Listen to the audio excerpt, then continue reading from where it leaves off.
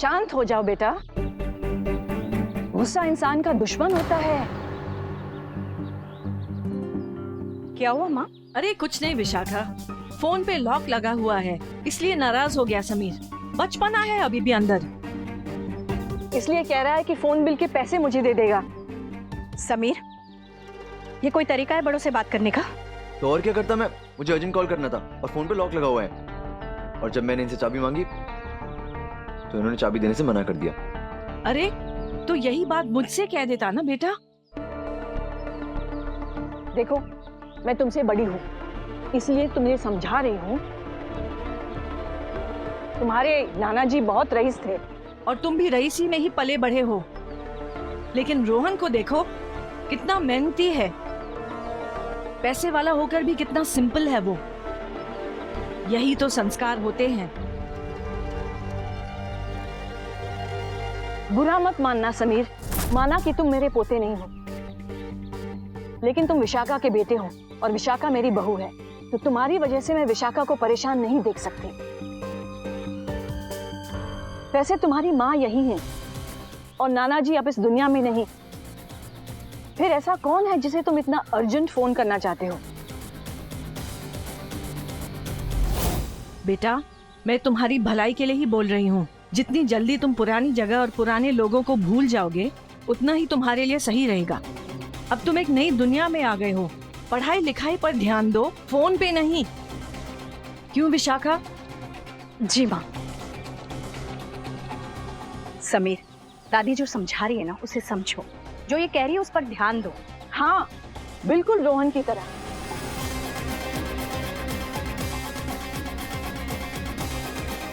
बेटा, हम लोगों से बात करो, बीते हुए कल के आलतू फालतू लोगों से। आलतू फालतू लोग नहीं है वो।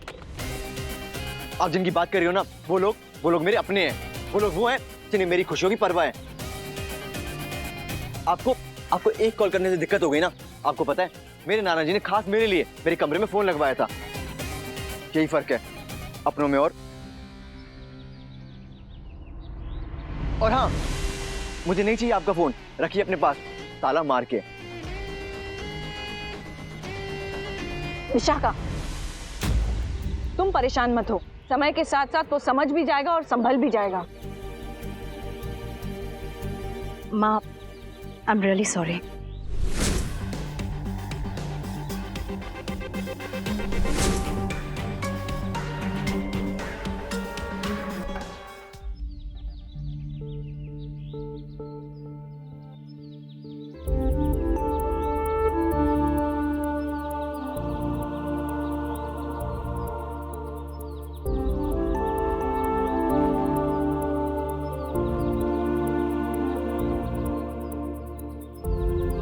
आसपास कोई ना कोई टेलीफोन बूथ तो होगा।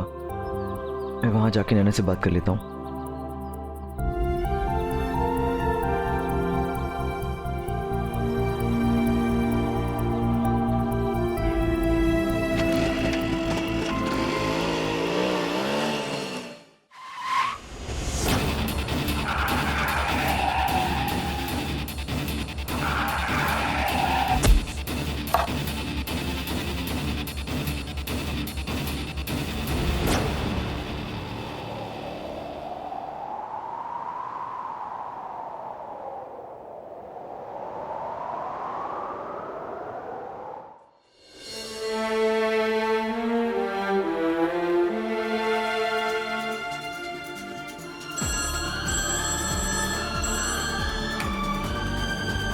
हेलो, बेला है?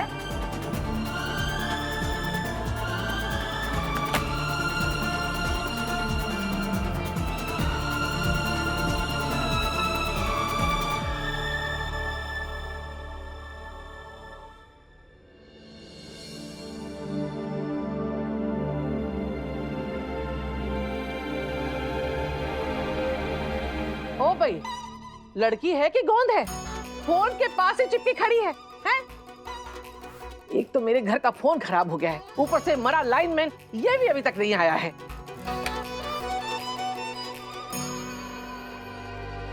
ओ भाई, ये चोट भी लगा ली है, बैठे बिठाए डॉक्टर का खर्चा बढ़ाती रहती है। ताई ताऊ है ना, पैसों का पेड़ लगाया है, जब चाहे तोड़ लो, है ना? नहीं ताई जी, मैं ठीक हूँ, डॉक्टर की जरूरत नहीं है। कुछ ही दिन हुए थे मुझे और नैना को एक दूसरे से दूर हुए, और अचानक ऐसा लग रहा था जैसे सारी मुश्किलें एक साथ सामने आ गई थी। मेरी और नैना की सारी कोशिशें टेलीफोन के तार के बीच कहीं उलझ कर रह जा रही थी। सही कहते हैं, ऊपर वाला जब भी देता है छप्पर फाड़ कर देता है, चाहे वो खुशियां हो या मुश्किलें। खुशियों में साथ थे तो मुश्किल में कैसे हार जाते। हम दोनों ही डटे हुए थे, और इन कोशिशों में उदासी से लेकर गुस्से तक और आंसू से लेकर झल्लाहट तक न जाने कितने एहसास से गुजर रहे थे। बस एक बार एक दूसरे की आवाज सुनने के लिए।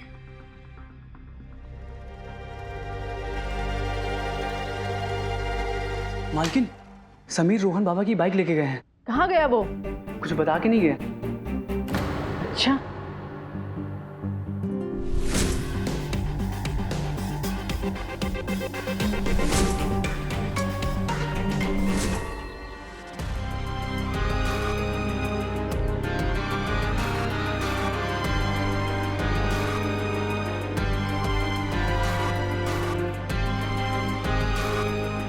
गाड़ी का बहुत नुकसान हो गया है।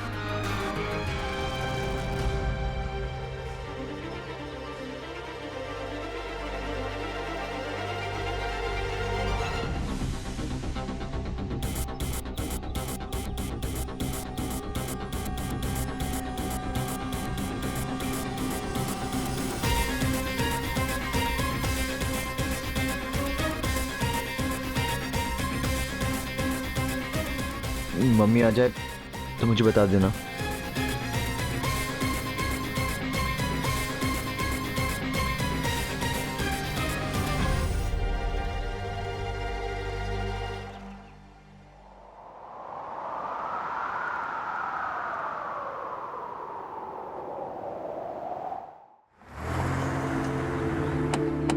दादी, मैं चेस कंपटीशन जीत गया। अरे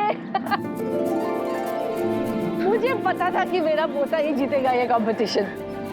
आखिर हमारे खानदान में हारना किसी ने सीखा नहीं अब तक। दादी। अब तो दादी की साड़ी खराब हो जाएगी। अरे मेरे बच्चे के आगे ऐसी हजारों साड़ियां कुर्बान। विशाखा, रोहन की इस जीत को अच्छे से सेलिब्रेट करो। हाँ, आज डिनर में मैं इसके सारे फेवरेट डिशेस बनाऊंगी।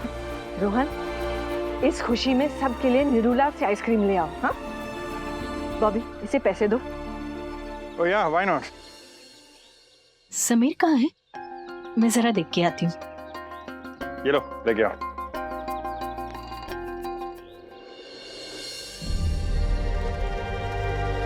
दादी, ये मेरी बाइक को क्या हुआ? ये कैसे टूट गई?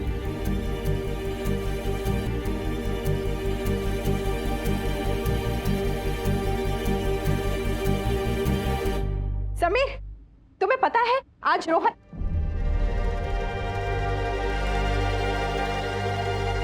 समीर, ये चोट कैसे लगी तुम्हें? हाँ? अरे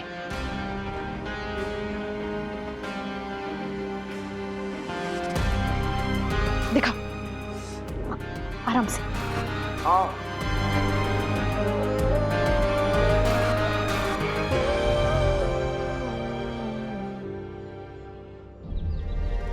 मेरे बच्चे, रो मत। तुझे पता है कि तेरी दादी सब कुछ देख सकती है, लेकिन तेरी आंखों में आंसू नहीं देख सकती। मुझे पता है कि ये बाइक तेरे लिए बहुत खास है, क्योंकि ये बाइक विशाखा ने गिफ्ट की थी। लेकिन ये बाइक टूटी कैसे?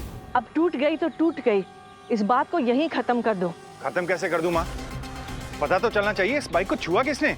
मैंने कहा ना जाने दे, वरना बेकार में बात बढ़ जाएगी। कौन सी बात माँ?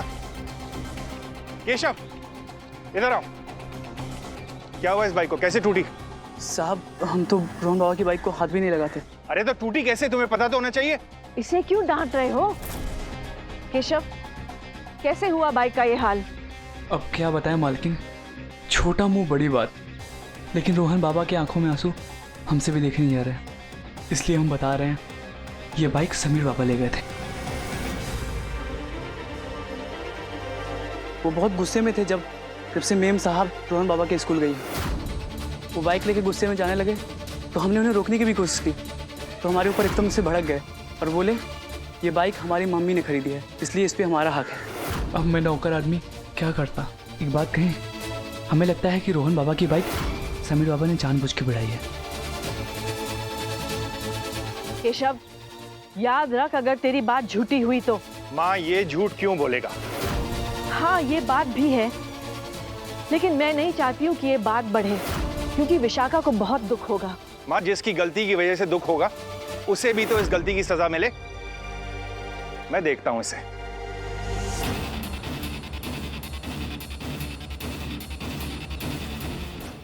ओ भाई बेला, चाय उगाने गई है कि बनाने गई है? ले भी आ भाई। आ गई भाभी जी, ये लीजिए। क्या हुआ? लंगड़ा क्यों रहे हो? चप्पल टूट गई क्या? जी नहीं, स्कूल में गिर गया था। अरे इसमें हंसने की क्या बात है? क्यों, हंसने पर भी कोई पाबंदी है क्या? हैं? हंसने की तो बात है, जब देखो तब अपना मुंह खोल के चलते हो, कभी आंखें भी खोल लिया करो। भाभी जी, आपको हमेशा मजाक लगा रहता है। यहाँ मुझे चोट लगी है और आप हंस रही हैं। बेला। जी भाई साहब। नैना कहाँ है? स्कूल क्यों नहीं आई? भाई साहब, नैना स्कूल तो गई थी, वो उसकी तबीयत नहीं ठीक थी ना, इसलिए स्कूल से जल्दी घर आ गई। क्या जल्दी घर आ गई? अरे पर वो तो स्कूल गई नहीं। कहाँ है वो? अंदर। नैना, नैना बाहर तो आ। इधर। ये तेरे पापा क्या कह रहे हैं? स्कूल नहीं गई तो आज? अरे बोलना, स्कूल क्यों नहीं गई? वो पापा, मुझे ना खेल के मैदान में चक्कर आने लगे थे और पेट में दर्द होने लगा था, तो शांति टीचर ने कहा कि घर जाओ। क्या कह रही है तू? हाँ? शांति जी से मेरी मुलाकात हुई थी स्कूल में, उन्होंने मुझे ऐसा कुछ नहीं कहा। ओ भाई, ये मूंग और मसूर की दाल। मैं तो पहले ही कहा था कि इन लड़कियों के जैसे लक्षण है ना, देखना एक दिन नाक कटा के रहेंगी। अब तुम झूठ भी बोलने लगी।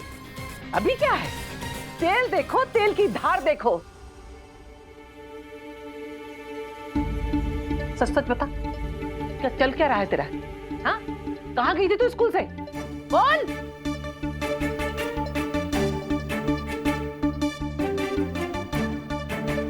अरे जवाब देना, सांप सूंघ गया क्या?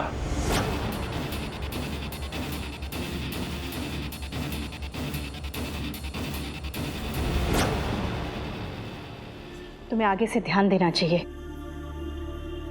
और ज्यादा चोट लग जाती तो? लग जाती, और वैसे भी काफी चोटें पहले आ चुकी हैं। प्लीज ऐसी बातें मत करो समीर। करूंगा, मैं ऐसे ही हूं। तो बदलो अपने आप को।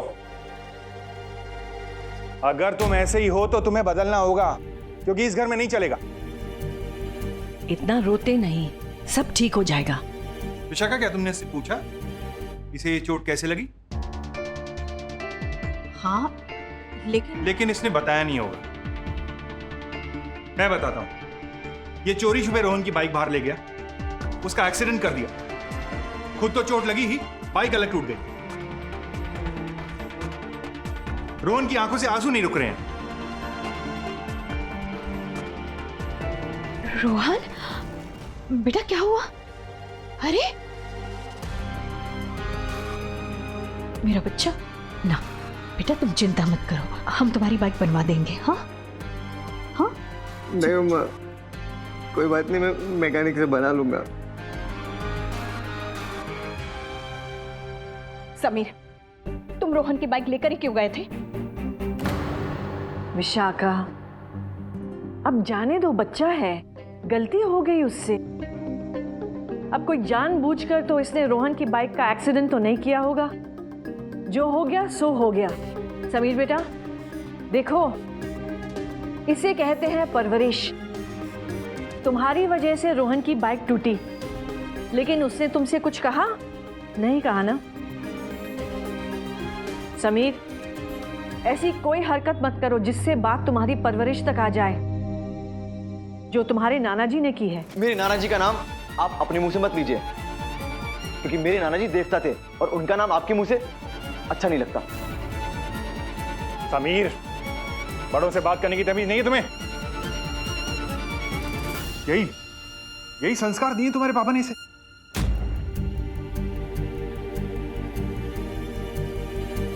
प्लीज, जो अब इस दुनिया में नहीं रहे उनके बारे में ऐसी बातें करना सही नहीं है। रोहन, दीपिका, जाओ अपने कमरे में जाओ।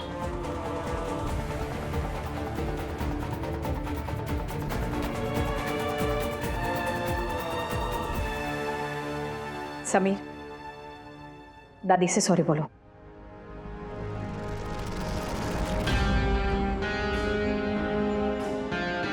नहीं बोलूंगा। समीर, देखो तो। देख ही तो रहा हूं, देख रहा हूं सब कुछ।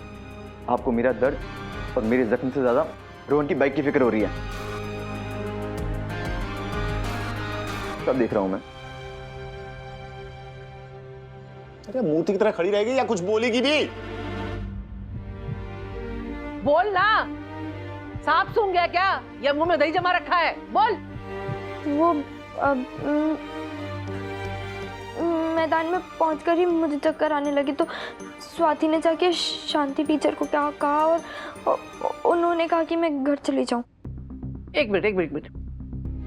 मेरी भोली, तू बड़ा सोच के बोली। हाँ, तू भूल गई शायद। तूने क्या बोला था? कि तेरे पेट में दर्द था। अब ताई जी, वो नैना के पेट में दर्द ही है, इसलिए वो ढंग से खा पी नहीं रही थी, और अगर ढंग से खाएगी पिएगी नहीं तो चक्कर ही आएंगे ना। हाँ, आपको याद है भाभी जी, एक बार आपने एक टाइम खाना नहीं खाया था, आप तो बाजार में बेहोश होकर गिर गई थी।